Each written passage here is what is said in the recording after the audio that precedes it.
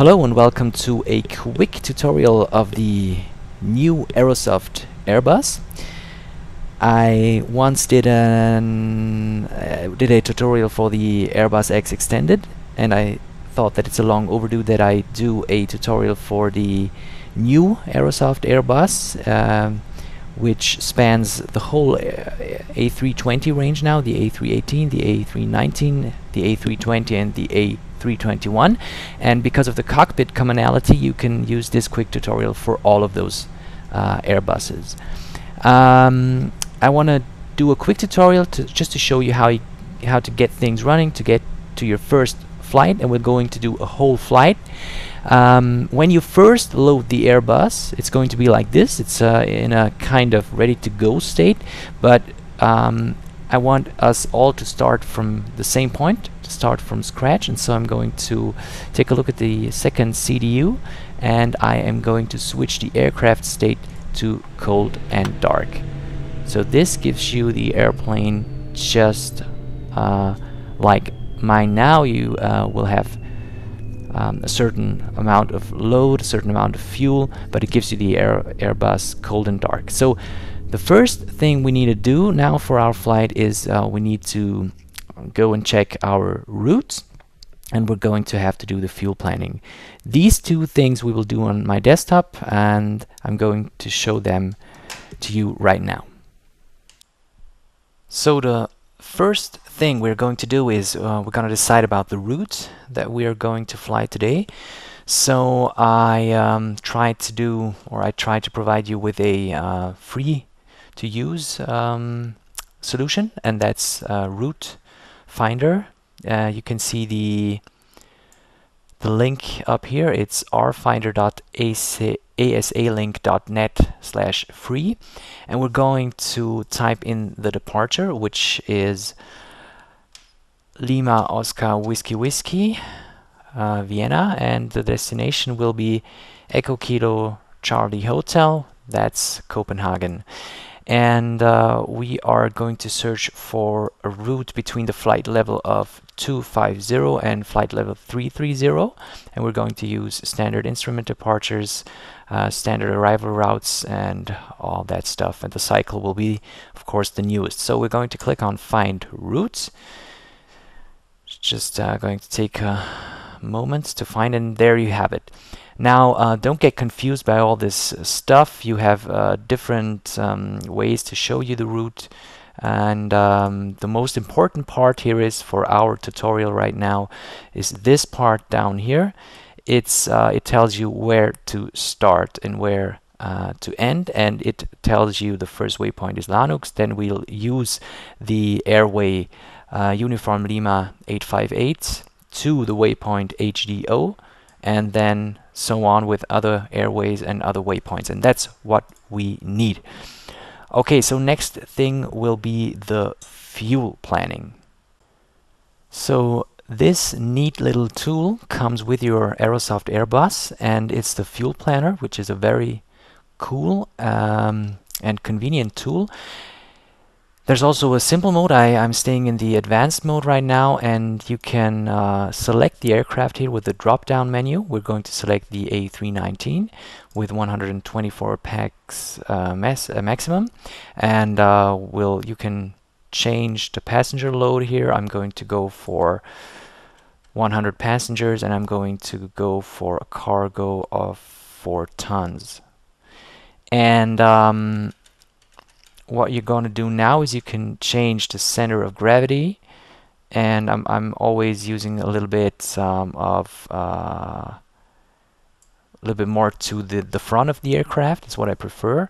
And the next thing, and that's the most important thing, you can type in the departure airport, you can type in the destination. So this is Vienna to Copenhagen, and the trip distance will be 473 nautical miles, and it does everything like it should. Okay, so we're going to use a flight level of 310. We're going to calculate a taxi time and an APU time of 15 minutes. Alternate distance will be I have to check for that, but I think 200 nautical miles is a good number. I'm just guessing that now. Okay, I want to keep it as simple as possible. You can go the extra mile and check for alternate airports, of course. holding fuel, contingency fuel, and final reserve of 2 tons. You can also type in the wind speed and the wind direction. I'm leaving that blank, and also the air temperature, but you can see how sophisticated this tool is, and it does everything. And there's one important thing that you need to do right now. It's the generate load sheet button, and you have to press that and you're done. So let's get back into the cockpit. So welcome back in the cockpit. The first things you need to do when you have the Airbus cold and dark is switch on both batteries, and you can already switch on all fuel pumps. And the next thing you need is you can either go for external power, but we're going to do everything with the APU. So I'm going to click on the APU master switch, on the APU start, and on the APU lead button. You can see there is nothing happening on the screens right now. That's because we haven't switched on the screens yet, so you have to turn them on. And this is one important thing: you have to switch both knobs to or you have to turn both knobs so that you have the weather radar and the terrain display. And I'm already going to switch on the terrain on navigation display switch, and I'm going to turn on these both displays, the ECAM displays as well. What I'm going to do right now is I'm going to type in a squawk code, and I'm already switching the transponder to TA/RA.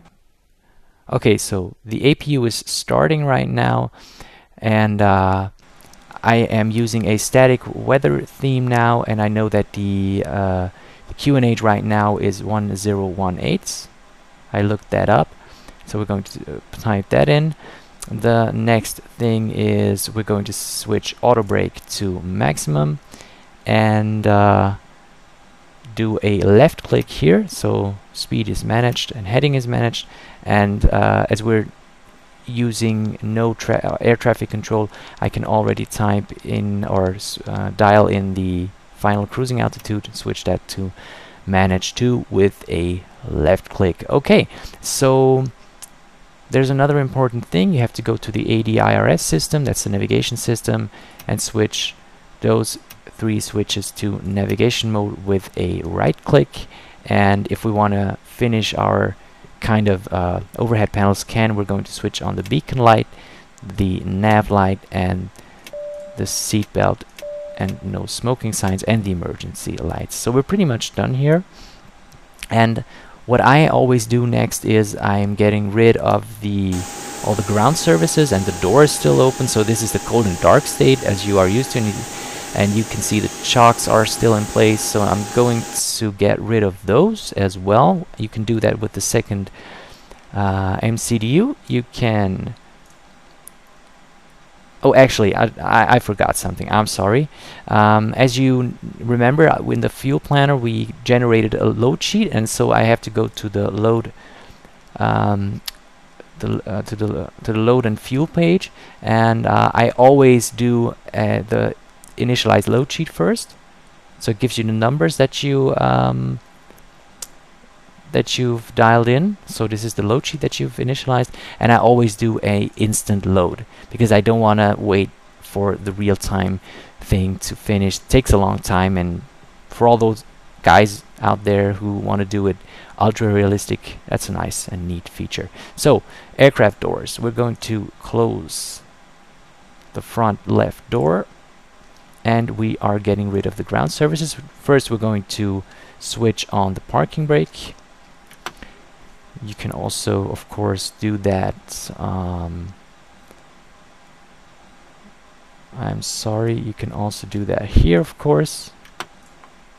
See that? Okay.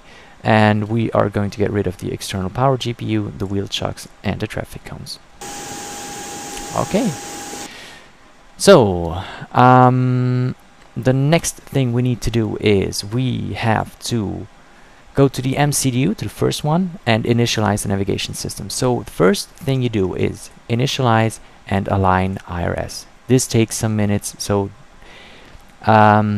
you can always do that as a first step. Okay, so because it takes around 5-6 minutes, and yeah, then you're done with that. So let's type in our departure airport and type in our destination airport. Enter that here. Return. Flight number is Fantasy. It's, let's call it X012. That's just a fantasy stuff. You don't have to switch it in. And the cost index, well, depends on you. Whatever number. If you want to learn about the cost index, what it means, just Google it up. But I'm going to put in 35 here. Not paying much attention to that. And cruise flight level is 310. And as I know from my load sheet, the block fuel that I have on board is 9.5 approximately. Okay, so we're pretty much done with the initialization of the MCDU. What we're going to do now is type in the flight plan that I showed you earlier on my desktop. So we're going to the flight plan page, and we are going on the we're doing a left click on the Vienna here and departure. Okay, so there's no wind actually right now, so I'm going for a straight out departure at runway 29er. And the first waypoint, as you remember from our routes, is Lanux, so we are going for Lanux to Charlie departure.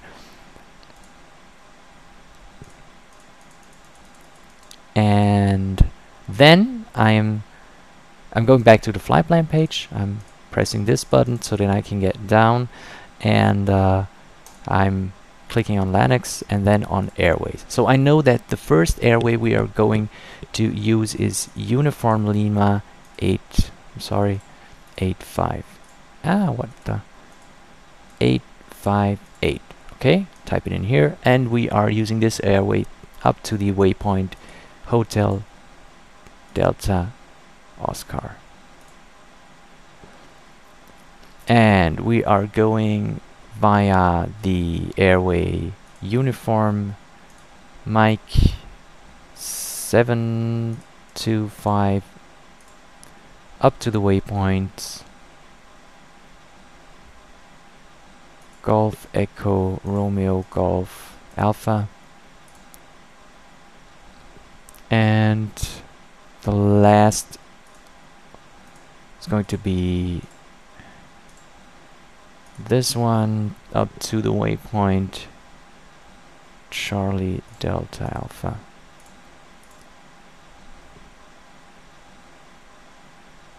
Okay, insert and go all the way down, check if there's any discontinuities.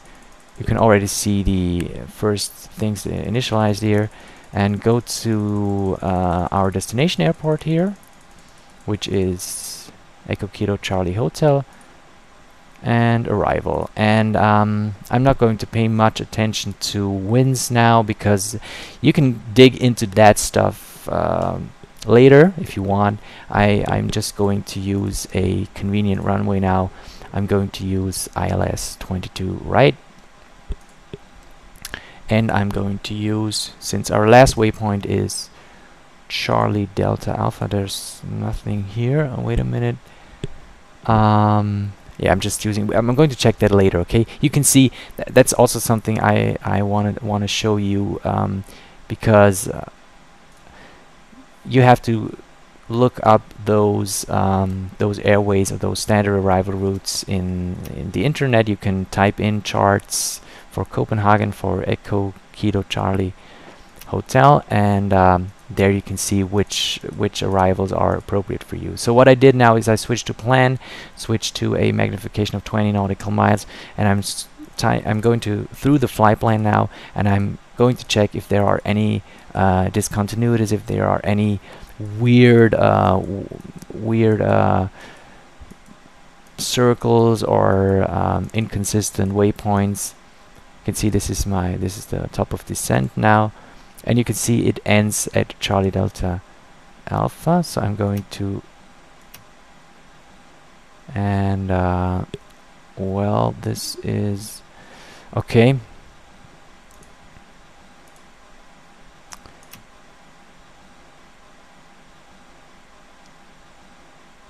you know what, I'm going to get rid of those waypoints. So what you're going to do right now is I'm going to Charlie Delta Alpha, and I'm getting rid of this discontinuity.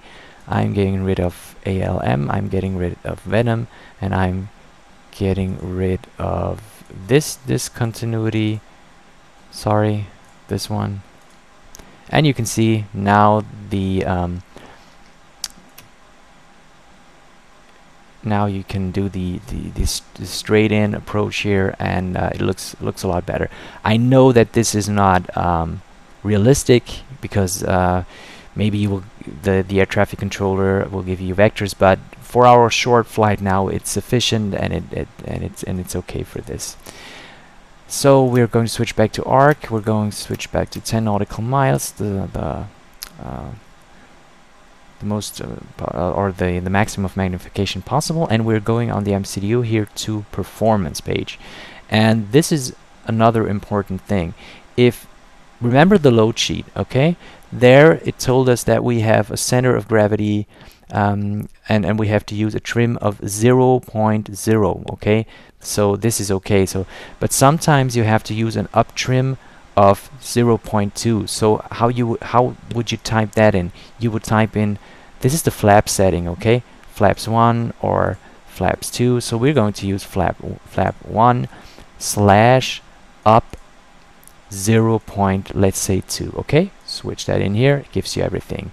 So for us, if it were flaps or trim down, it would be 1 slash DN 0.2, okay? And you see, okay. So for us, it's 1 slash up or down, whatever, 0.0. All right. Transition altitude is usually 7,000 feet, and we're going to type that in, and you are done. That's all you need. So there are still some things we have to do now. Because we have no pushback here, I can already switch the taxi lights on, and I'm going to switch on, no, I'm not going to switch on the wing lights now. Okay, so next thing you want to do is the engine startup. So you are going down here and switching with the right click to ignition start, so that this display changes. And what you do is just left click the first engine here, and with the APU bleed on and everything, it should spool right up, okay? So you have to that's a neat feature. They changed the engine spool up feature, all that, to be more realistic, so that's very neat. And also the APU start time. Go to switch on the communication radios here. So you can monitor the engine start here, you can monitor fuel flow, oil pressure, all that stuff, and yeah, first engine is starting. You can, or you should wait till it stabilizes, but you can already start the second engine, okay?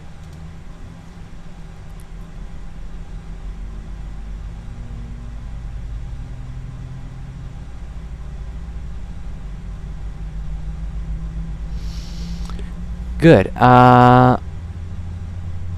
So the last things we are going to do on our parking position is, you don't have to do that, but you can do it, is the flight control check. You can switch that on here, and you're going to do a full up, neutral, full down, full right, neutral, full left, neutral, speed brakes, okay, rudder, full right, neutral, full left. Alright, and we are going to arm the speed brakes because we need that for takeoff. So we have a good engine start. We are switching back to ignition normal, switch off the APU bleed and the APU master switch, and you know what, we are ready for taxi. So the last thing I'm going to do is set the flaps to 1, and we are ready for taxi. So this was the first part of the tutorial. Second part will cover takeoff and the climb phase of the flight, maybe also the descent phase, and I'm going to split the tutorial a little bit so you have let's say small chunks that are better to digest, and maybe you only want to learn starting up the airplane till ready for taxi. So that's it. So thank you for watching. If you like this tutorial, please leave a thumbs up, and if you want to, you can subscribe. That would be great, and see you in the next tutorial. Until then, happy landings.